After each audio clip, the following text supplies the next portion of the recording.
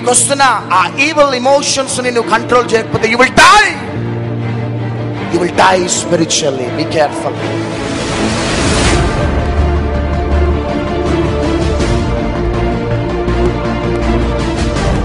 ఎందుకు ఒక వ్యక్తి ఒక దర్శనం కలిగి ఉంటాడు కానీ చేరవలసిన డెస్టినీకి, గమ్యానికి చేరలేకపోతున్నాడు? అపవాది నుంచి వచ్చే అటాక్స్ లలో మొదటి అటాక్ ని పరిశుద్ధాత్మ దేవుడు వివరించబోతుండగా జాగ్రత్తగా మనం విందాం.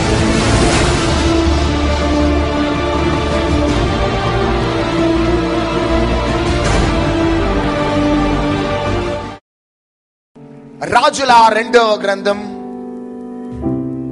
2వ అధ్యాయం 1వ వచనం నుంచి 6వ వచనం దాకా గత కొన్ని నెలల నుంచి దేవుడు మనతో మాట్లాడుతూ వస్తున్నాడు. ఏలియా ఆరోహణమై పరలోకానికి వెళ్ళిపోతూ ఉన్నాడు. తన శిష్యుడు ఎలీషా ఏలియాని వెంబడిస్తూ ఉన్నాడు. ఇద్దరు కలిసి మొదటి స్టేషన్ లోకి వెళ్ళినారు. ఆ స్టేషన్ పేరు గిల్గాల్. గిల్గాల్ అనే ప్లేస్ కి అర్థం అ ప్లేస్ ఆఫ్ కంఫర్ట్. తృప్తిలోకి నడిపించే స్థలము గిల్గాల్. మరలా ఇద్దరు కూడి బేతేల్కి వెళ్ళినారు. బేతేల్ అనే ప్లేస్ కి అర్థం అ ప్లేస్ ఆఫ్ సరెండర్, లొంగిపోయే స్థలం. మరలా ఇద్దరు కూడి జెరికోకు వెళ్ళినారు. జెరికో అనే ప్లేస్ కి అర్థం అ ప్లేస్ ఆఫ్ వార్ఫేర్, యుద్ధ భూమి. ఈ విధంగా ఏలియా ఎక్కడికి వెళ్ళినా ఎలీషా ఏలియాని వెంబడిస్తూ ఉన్నాడు. గత కొన్ని దినాల నుంచి ఒక్కొక్క స్టేషన్ గురించి పరిశుద్ధాత్మ దేవుడు ఎంతగానో స్పష్టంగా వివరిస్తూ మనల్ని దర్శిస్తూ వచ్చినాడు. చూడండి, ఎలీషా ఏలియా నుంచి డబుల్ పోర్షన్ ఆఫ్ అనాయింటింగ్ పొందుకోవాలి అంటే ఈ 4 స్టేషన్స్ దాటిన తర్వాతనే Elisha double portion of anointing ని ఏలియా నుంచి పొందుకున్నాడు. మన ఆధ్యాత్మికమైన ప్రయాణంలో ఈ 4 కూడా 4 అనుభవాలు ఒక క్రైస్తవ జీవితంలో. ఒక బిలీవర్ ఓవర్ నైట్ లో ఉన్నతమైన స్థాయిలోకి వెళ్ళడు కానీ ఒక బిలీవర్ ని ఈ 4 స్టేషన్స్ గుండా దేవుడు నడిపిస్తాడు. కొంతమంది గిల్గాల్లోనే వచ్చి ఆగిపోయి ఐఎమ్ ఫెడ్ అప్ అనేసి అంటారు. కొంతమంది బేతేల్ దగ్గరికి వచ్చి ఆగిపోయి వెనకకి వెళ్తూ ఉంటారు. కొంతమంది జెరికో దగ్గరికి వచ్చి ఆ ఎక్స్పీరియన్స్ ని అనుభవించి అమ్మో నాతో కాదని వెళ్ళిపోతూ ఉంటారు. కానీ నా ప్రియ సహోదరి సహోదరుడా, నువ్వు గొప్పవాడివి కావాలి, నీ ద్వారా దేవుని యొక్క రాజ్యము కట్టబడాలి, నీ ద్వారా అపవాది కోటగోడలు కూలిపోవాలి అంటే నీకు గిల్గాల్ అనుభవం ఉండాలి. ఆమెన్. నీకు బేతేల్ అనుభవం ఉండాలి, నీకు జెరికో అనుభవం ఉండాలి, నీకు యోర్దాను అనుభవం ఉండాలి. 5వదిగా పొడి నేల, డ్రై ల్యాండ్ అనే అనుభవం ఉండాలి. కాబట్టి జెరికో దాకా దేవుడు మనతో గత దినాలలో మాట్లాడుతూ వచ్చినాడు. కాబట్టి ఈ రాత్రి ఇద్దరు కలిసి యోర్దాను దగ్గరికి వచ్చినారు. జార్డన్ అనే ప్లేస్ కి అర్థం అ ప్లేస్ ఆఫ్ విజన్, దర్శనాన్ని కలిగించే స్థలమే యోర్దాను. అందుకనే పౌలు కొరింథీయులకు రాసిన మొదటి పత్రిక 9వ అధ్యాయం 27వ వచనంలో ఒక మాట అంటాడు, గాలిని కొట్టినట్లు నేను పోరాడుటలేదు. హల్లెలూయా. I am not a blind boxer. నేను గుడ్డిగా నా సేవా పరిచర్యలో, నా ఆధ్యాత్మికమైన జీవితంలో నేను పరిగెత్తటలే. నేను ఒక దర్శనముతో నేను ముందుకు సాగుతున్నాను. ఆమెన్. హల్లెలూయా. అదే విధంగా సామెతల గ్రంథము 29వ అధ్యాయము 18వ వచనంలో దేవోక్తి లేని ఎడల ప్రజలట చెదిరిపోతారట. Where there is no vision people perish. దేవోక్తి లేకపోతేనట జనులు కట్టడ లేకుండా ముందుకు సాగిపోతూ ఉంటారట. ప్రతి వ్యక్తికి ఒక దర్శనం అనేది ఉండాలి. ఆమేన్. దర్శనము లేకుండా నువ్వు ముందుకు సాగుతూ ఉన్నట్లయితే నువ్వు చేరవలసిన గమ్యానికి నువ్వు చేరవు. ఒక మంచి స్టోరీ టెల్లర్, ఆమె పేరు హెలెన్ కెల్లర్. ఆమె చిన్నప్పటి నుంచి గుడ్డితనంతో చూపు లేని స్థితిలో ముందుకు సాగుతున్న ఆమె స్టోరీ టెల్లర్. అయితే ఆమె దగ్గరికి వెళ్ళి మీడియా వాళ్ళందరూ అడిగినరట, నువ్వు చిన్నప్పటి నుంచి నువ్వు ఏమి కూడా చూడలేని స్థితిలో ఇంత భయంకరమైన స్థితిని అనుభవిస్తున్నావు, కాబట్టి నీ ఆధ్యాత్మికమైన నీ వ్యక్తిగత జీవితంలో గుడ్డితనము కంటే ఇంకా భయంకరమైన అనుభవం ఏమైనా ఉన్నదా అనేసి అంటే ఆమె ఏమన్నదంటే, ఏ వ్యక్తికైతే ఒక దర్శనం ఉండదో ఆ వ్యక్తి గుడ్డివాని కంటే హీనము అనేసి అన్నదట. ఏముండాలట చెప్పాలా? ఏ వ్యక్తికైతే విజన్ అనేది ఉండదో, దర్శనం అనేది ఉండదో ఆ వ్యక్తి అట గుడ్డివాని కంటే హీనాతిహీనమైన వ్యక్తి. కాబట్టి నా ప్రియ సహోదరుడా, నా ప్రియ సహోదరి, ఒకవేళ దర్శనము లేకుండా వ్యాపారం చేస్తున్నావేమో, దర్శనము లేకుండా చదువుతూ ఉన్నావేమో, దర్శనము లేకుండా సేవలో నువ్వు ముందుకు సాగుతున్నావేమో, దర్శనము లేకుండా ఒక కుటుంబంలో జీవితంలో నువ్వు ముందుకు సాగుతున్నట్లయితే ఈ రాత్రి ఒక దర్శనముతో నీ గృహానికి నువ్వు వెళ్ళబోతున్నావు. మన దేవుడు శూన్యంలో భూమిని వేలాడ తీసిన దేవుడు, లేని వాటిని ఉన్నట్టుగా క్రియేట్ చేసే దేవుడు. కంపెనీలో నీ డిసిగ్నేషన్ బట్టి జాబ్ లేకపోతే కంపెనీలో నీకు జాబ్ ని క్రియేట్ చేసే మేనేజింగ్ డైరెక్టర్ నువ్వు నమ్ముకున్న దేవుడు. హల్లెలూయా. అట్లాంటి గొప్ప రోషము కలిగిన దేవుడిని మనం కలిగి ఉన్నాం. హల్లెలూయా, హల్లెలూయా. అందుకనే ఇంత గొప్ప దేవుడిని మనం కలిగి ఉన్నాం. కాబట్టి we must have vision for our future. ఆమేన్. ఒక గొప్ప దర్శనముతో మనము గాని పరిగెత్తుతూ ఉంటే దేవుడు మనల్ని, మన కుటుంబాలని అత్యధికంగా ఆశీర్వదించి దీవిస్తాడు సహోదరి. అయితే ఒక వ్యక్తి దర్శనముతో ముందుకు సాగుతున్నప్పుడు ఆటంకపరిచే ఆటంక శక్తులు ఏంటివి?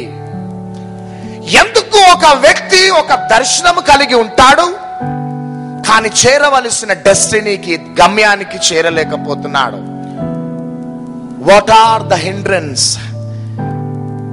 ఏంటివి ఆ ఆటంకాలు, అడ్డుగోడలు, ఆ వ్యక్తిని కంట్రోల్ చేసే అడ్డుగోడలు? ఎందుకు ఒక ప్యాషన్ ఉన్నది ఒక బిలీవర్కి, ఒక వ్యక్తికి ఒక పీక్ లెవెల్స్ లోకి వెళ్ళాలని, కానీ మధ్యలోనే ఎందుకు ఆగిపోతున్నాడు? అపవాది నుంచి వచ్చే అటాక్స్ లలో మొదటి అటాక్ ని పరిశుద్ధాత్మ దేవుడు వివరించబోతుండగా జాగ్రత్తగా మనం విందాం. అబ్రహాము జీవితంలో దేవుడు ఒక గొప్ప దర్శనాన్ని ఇచ్చినాడు. దానికంటే ముందు అబ్రహాము ఒక మంచి బిజినెస్ మ్యాన్. అబ్రహాం చంద్రుడిని ఆరాధ్య దైవముగా ఆరాధించే వ్యక్తి అబ్రహాం. తన తండ్రితో పాటు ఒక మంచి బిజినెస్ ని స్టార్ట్ చేసినాడు. ఆ బిజినెస్ ఎట్లా రన్ అవుతున్నదంటే టోటల్ అన్ని కంట్రీస్ లోకి వెళ్ళిపోతున్నది. మెసొపొటేమియా, ఇప్పుడు పిలుచుకుంటున్న ఇరాన్, ఈ ప్లేసెస్ అంతా కూడా అది ఆ బిజినెస్ అంతా కూడా డిస్ట్రిబ్యూట్ అవుతున్నది. బిజినెస్ లో మంచిగా స్థిరపడిపోయినాడు అబ్రహాం. అయితే బిజినెస్ లో స్థిరపడుతుండే టైంలో దేవుడు అబ్రహాముతో ఏమన్నాడంటే, అబ్రహామా, నీవు ఈ బిజినెస్ ని విడిచిపెట్టి నేను చూయించు దేశంనకు వెళ్ళము. ఆమేన్. ఎక్కడికి వెళ్ళు? నేను చూయించు దేశమునకు వెళ్ళు అనగానే ఆ దర్శనమును పొందుకున్నాడు. ఓకే ప్రభు అన్నాడు, ఆగిపోయినాడు. మరలా బిజినెస్ లో రన్ అవుతున్నాడు. మరలా దేవుడు మాట్లాడినాడు. తన తండ్రితో పాటు బిజినెస్ లో కంటిన్యూ అవుతున్నాడు. మరలా అబ్రహాము లొంగలే. చివరికి ప్రియ దేవుని బిడ్డలారా, ఎప్పుడైతే తేరాహు చనిపోయినాడో మరలా అబ్రహాముకి ఆ యొక్క రెవల్యూషన్ స్టార్ట్ అయింది. అప్పుడు ఏమంటున్నాడంటే, అబ్రహామా, నీవు లేచి నీ దేశం నుండి, నీ బంధువుల నుండి నేను చూయించు దేశమునకు వెళ్ళు. ప్రియ దేవుని బిడ్డలారా, మన గొప్ప దర్శనముతో మనం ముందుకు సాగుతూ ఉన్నప్పుడు మనల్ని ఆటంకపరిచే కొన్ని ఆటంక శక్తులు మనల్ని గమ్యానికి చేరనివ్వవు. తండ్రి బ్రతికినంత కాలము అబ్రహాము బయటికి రాలేదు. ఆమెన్. తేరాహు తన తండ్రి బ్రతికి ఉన్నంత కాలం దేవుని యొక్క దర్శనానికి లోబడలేదు అబ్రహాము. కానీ 32వ వచనంలో ఏమనున్నదంటే, తేరాహు హారానులో మృతి పొందెను. ఆమెన్. అంటే అబ్రహాము బయటికి రావాలంటే తేరాహు సావాలి. గట్టిగా చప్పట్లు కొడదాం. తేరాహు తన తండ్రి చనిపోయేంత వరకు అబ్రహాము బయటికి రాలేకపోతున్నాడు. అయితే అబ్రహాము బయటికి రావాలి అంటే తేరాహు చనిపోవాలి. ఎప్పుడైతే తేరాహు చనిపోయినాడో అప్పుడు దేవుడు మరలా అబ్రహాముతో మాట్లాడుతున్నాడు. ఏమంటున్నాడంటే, అబ్రహామా, నిన్ను దేశం యొక్క ఉన్నతమైన స్థాయిలోకి నిన్ను తీసుకొని వెళ్ళబోతున్నాను. నీ ద్వారా టోటల్ ప్లానెట్ అంతా కూడా దీవించబడబోతున్నది. ఆమెన్ అనేసి అనగానే అబ్రహాము ఇక శారాతో బయలుదేరుతూ ఉన్నాడు. ఒకవేళ శారాతో బయలుదేరితే బాగుండు, కానీ అబ్రహాము ఏం చేస్తున్నాడంటే లోతును కూడా తన వెంట తీసుకొని వెళ్తూ ఉన్నాడు. దేవుని యొక్క ప్రణాళిక ఏంటిదంటే అబ్రహాము శారా మాత్రమే బయలుదేరాలి. కానీ అబ్రహాము ఏం చేస్తున్నాడంటే లోతును తీసుకొని వెళ్తూ ఉన్నాడు. అబ్రహాము చేసిన రెండవ పొరపాటిది. ఈ 12వ అధ్యాయంలోనే దేవుడు అబ్రహాముకు ఇస్సాకు అనే దర్శనాన్ని ఇచ్చేసినాడు. చప్పట్లు కొడదాం. ఇస్సాకు అనే దర్శనాన్ని, ఇస్సాకు అనే గిఫ్ట్ ని 12వ అధ్యాయంలోనే దేవుడు అబ్రహాముకు ఇచ్చేసినాడు. కానీ ప్రియ దేవుని బిడ్డలారా, అబ్రహాము చేసిన పొరపాటు ఏంటిదంటే తన భార్యని తీసుకొని వెళ్ళవలసిన అబ్రహాము లోతుపై జాలిపడి లోతును తనతో పాటు తీసుకెళ్ళినట్లు దేవుని వాక్యం సెలవిస్తుంది.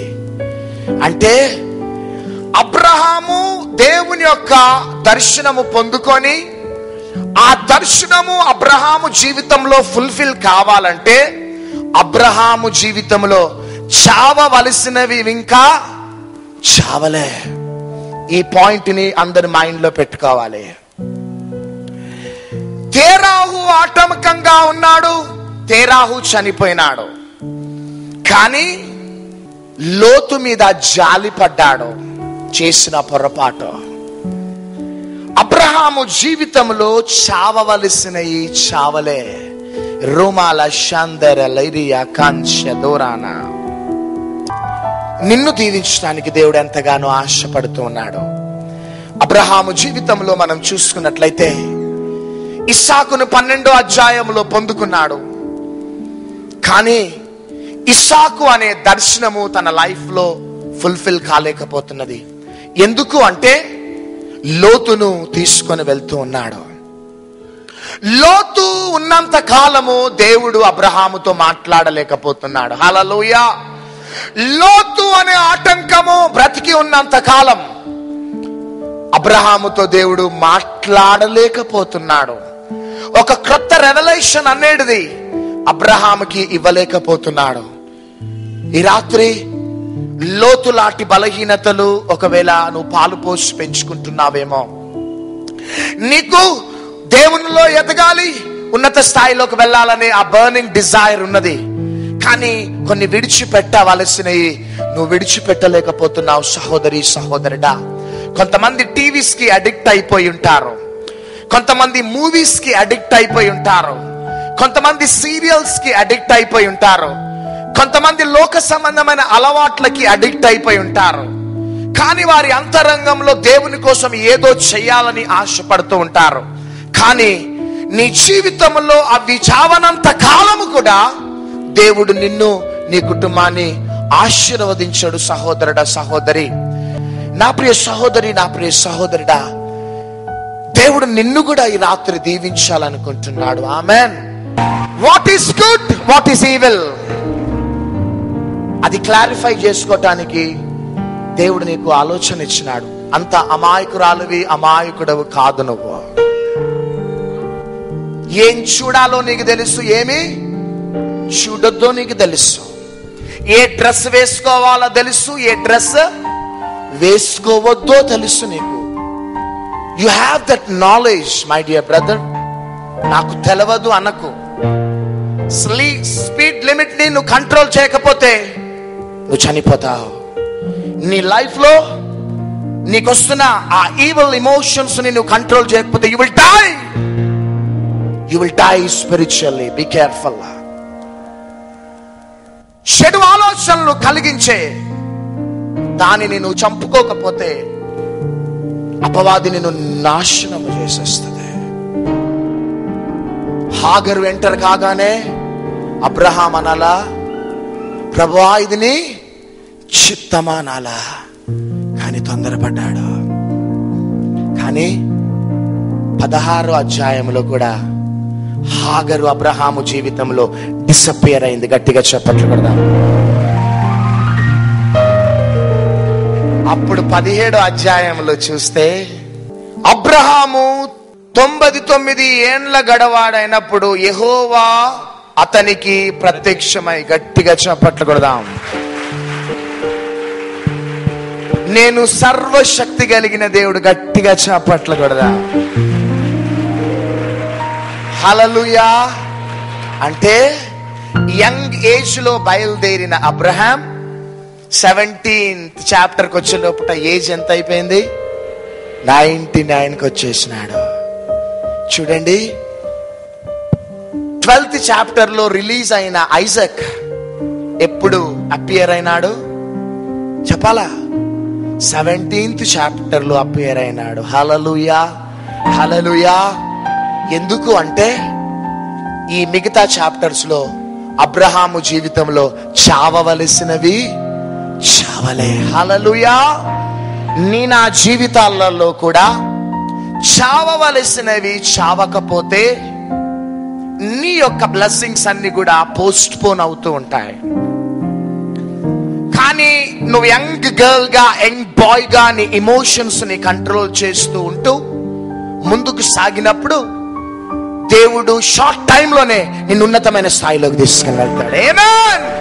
హల్లెలూయా, హల్లెలూయా. ఐగుప్తులో ఎంటర్ అయినాడు యోసేపు, యంగ్ యోసేపు. ఎమోషన్స్ ని కంట్రోల్ చేసుకోగానే 30 years ఏజ్ రాగానే ఆ దేశానికి గవర్నర్ అయినాడు. ఒకవేళ యోసేపు ఎమోషన్స్ ని, తన ఆలోచనలు కంట్రోల్ చేసుకోకపోతే ఒకవేళ యోసేపుకి 90 years దాకా కూడా దేవుడు బ్లెస్ చేసేవాడు కాదేమో. కానీ ఎమోషన్స్ ని ఏం చేసుకున్నాడు? కంట్రోల్ చేసుకున్నాడు. షార్ట్ పీరియడ్ లోనే దేవుడు లిఫ్ట్ చేసినాడు. అంతే. ఆమేన్. I want to remind you everybody, దేవుడు తలంచుకుంటే రాత్రి రాత్రి నేను కరోడ్పతి చేస్తాడు. దేవుడు తలంచుకుంటే కరోడ్పతివైన నిన్ను రాత్రి రాత్రి ఫుట్పాత్ మీదకి తీసుకొని వస్తాడు. All things are possible. ఆమేన్. హల్లెలూయా. రాత్రి రాత్రి లిఫ్ట్ కావాలని ఎంతమందికి ఉన్నది? ఫస్ట్ లేపుతారు చేతులు. హల్లెలూయా. 100% దేవుని బిడ్డలారా, అనాయింటింగ్ తో ఈ మాటలు నేను చెప్తున్నాను. దేవుడు మిమ్మల్ని బ్లెస్ చేయాలంటే చావవలసినవి చావాలే. అందుకనే ఏమంటున్నాడంటే 17వ అధ్యాయంలో అబ్రమ్ మొదటి పేరు ఏం పేరు? అబ్రహాం కాదు, అబ్రమ్. అందరు చెప్పండి, గట్టిగా చెప్పాలా? గట్టిగా చెప్పాలి. అబ్రమ్ 17వ అధ్యాయంలో అబ్రమ్ను ఏం చేసినాడంటే అబ్రహాము చేసినాడు. గట్టిగా చెప్పట్టకూడదా? ఆదామును తయారు చేసి ఆదామును తయారు చేసి ఏం చేసినాడు దేవుడు అనగానే అనాయింటింగ్ పాస్ కాగానే ఆదాముకి ఏమైపోయింది? జీవము కలిగింది. అబ్రమ్ ని దేవుడు ఏం చేసినాడంటే అబ్రమ్ను దేవుడు ఏం చేసినాడంటే అని అనాయింటింగ్ ని రిలీజ్ చేసినాడు. చప్పట్లు పెడదాం. ఎంతమందికి అర్థమైంది? తండ్రి, ఐఎమ్ 99. నా శరీరము కుళ్ళిపోయింది అంటే నువ్వు అన్ని విధాలుగా చనిపోయినావు కాబట్టి నేను నీలో బ్రతికి ఉన్నాను. నీ శరీరము కుళ్ళిపోయింది కాబట్టి నేను నీ కుటుంబంలో బ్రతికినాను. గట్టిగా చప్పట్లు కొడదాం. నీ వృద్ధాప్యంలో నువ్వు ఏమి చేయలేవు, కానీ నేను సర్వశక్తి కలిగిన దేవుడు, అన్ని చేసే దేవుడను. That's why I am Almighty God. Amen. నేను సర్వశక్తి కలిగిన దేవుడను. అబ్రమ్ ఏమైపోయినాడంటే 17th చాప్టర్ దాకా అబ్రమ్ హాగరు డిసపియర్ కాగానే అబ్రహాం అయిపోయినాడు. ఈ రాత్రి ఎంతమంది హా కావాలి? ఓ వండర్ఫుల్ వండర్ఫుల్. ఎంతమందికి ఈ రాత్రి కావాలి? హా అంటే దేవుని ఊపిరి. దేవుని ఊపిరిని కావాలంటే అంత ఈజీ కాదు. ఏం కావాలి రాత్రి? చావవలసినవి. హల్లెలూయా హల్లెలూయా. సిటీలో సెంటర్లో నిలబడి ఆ పోస్టర్ చూడాలా చూడొద్దా నీకు తెలుసు. మూవీకి వెళ్ళాలా వెళ్ళొద్దా తెలుసు. అబద్ధాలు ఆడాలా ఆడొద్దా తెలుసు. నువ్వు బ్యాక్ స్లైడ్ అయిపోతున్నావు. కానీ ఈ రాత్రి యేసయ్యా నా జీవితాన్ని నేను మార్చుకుంటున్నాను. ఈ రాత్రి నేను చనిపోతున్నాను. ఆమేన్. నాతో పాటు ఈ మాటలు చెప్పండి. యేసుక్రీస్తు ప్రభువా, నీవు లోకరక్షకుడవని నేను నమ్ముచున్నాను. కల్వరి శిలువలో రక్తం కార్చినావని నేను నమ్ముచున్నాను. నీ రక్తం ద్వారా నా పాపాలు, సర్వమానవాళి పాపాలు కడగబడ్డాయని నేను నమ్ముచున్నాను. నీవు చనిపోయి పాతి పెట్టబడి 3వ దినమున మరణమును జయించి లేచినావని, పరలోక రాజ్యం ఆరోహణమైనావని, మరలా రాబోతున్నావని నేను నమ్ముచున్నాను. తండ్రి, నేను తెలిసి తెలవక చేసిన ప్రతి పాపములను దయతో క్షమించి నన్ను నీ బిడ్డగా స్వీకరించుము. నా హృదయంలోకి రమ్ము, నాకు దేవుడిగా ఉంటుము. యేసుక్రీస్తు నామములో నా పాపాలను క్షమించినందుకు వందనాలు. యేసుక్రీస్తు నామములో అడిగి వేడుకొంచున్నాము తండ్రి. Amen amen amen.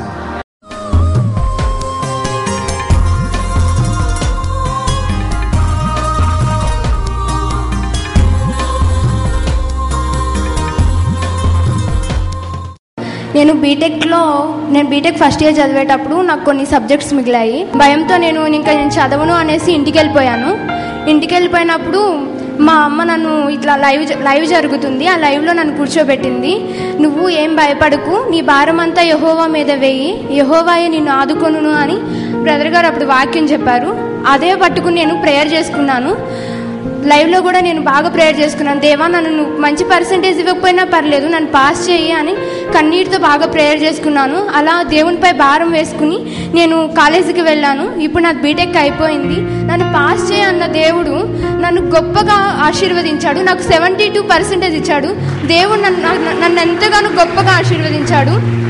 అయితే నాకు 2 years నుండి లెఫ్ట్ కిడ్నీలో పెయిన్ వచ్చేది ఫుల్గా. నైట్ టైంలో నిద్ర కూడా ఉండకపోయేది కాదు అసలు. నేను ఎవరికి చెప్పుకోలేదు, మా ఫ్యామిలీకి కూడా చెప్పుకోలేదు. ఎందుకంటే చెప్తే వాళ్ళు బాధపడతారేమో అని చెప్పలేదు.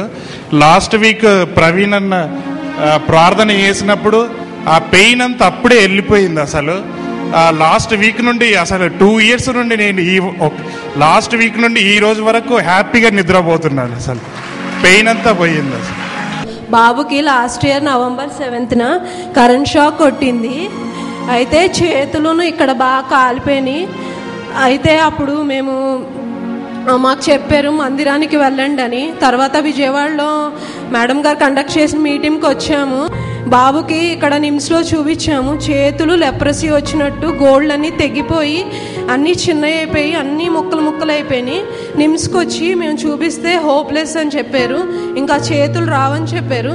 అయితే మేము మీటింగ్కి వచ్చినప్పుడు ఆయిల్ తీసుకొని ఆయిల్ రోజు రాస్తా ఇక్కడంతా ఉన్నాము. తర్వాత బాబుకి మళ్ళీ నిమ్స్కి వచ్చి మళ్ళీ ఎప్పుడు ప్రార్థన చేసిన తర్వాత నిమ్స్కి వచ్చి మళ్ళీ చూపించిన తర్వాత డాక్టర్ గారు అన్నారు, ఏళ్ళు వచ్చేస్తే మీరేం భయపడక్కర్లేదు అన్నారు. ఇది కూడా మళ్ళీ బాబు దగ్గర కాలు దగ్గర చర్మం తీసి ఇక్కడ అతికిచ్చారు. ఇక్కడ కూడా ప్రేయర్ ఆయిల్ రాస్తాము. అయితే బాబుకు విపరీతమైన దురద ఉండేది. అసలు దురద వచ్చినప్పుడు అల్లాడిపోయేవాడు. మళ్ళీ ప్రేయర్ ఆయిల్ తీసుకెళ్ళి మళ్ళీ బాగా ప్రేయర్ చేసిన తర్వాత అక్కడ దురద తగ్గింది.